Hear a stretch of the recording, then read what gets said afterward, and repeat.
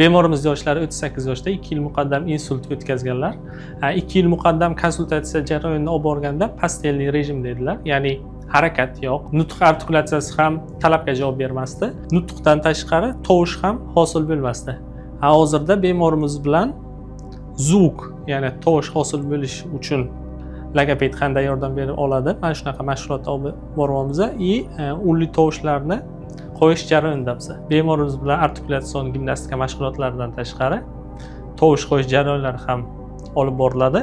Bunda asosan birinchi qaysi tovushlardan boshlash kerak deganda, unli tovushlardan boshlanadi. Ya'ni bemorga tushunarli aytishga qiyinchilik tug'dirmaydigan tovushlar. A, O, U, I tovushlaridan.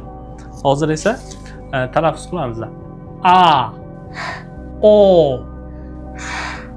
Aha. Nega aynan B tovushini tanlaganmiz? Chunki B ham labdan hosil bo'ladi. Bemorda tovush pastligi jihatdan agar B tovushini talaffuz qilayotgan paytlarida B portlovchi tovush hisoblanadi. Shunda ovozlari balandroq chiqishiga yordam beradi. Ya'ni burundan nafas olamiz. B. B. Aha.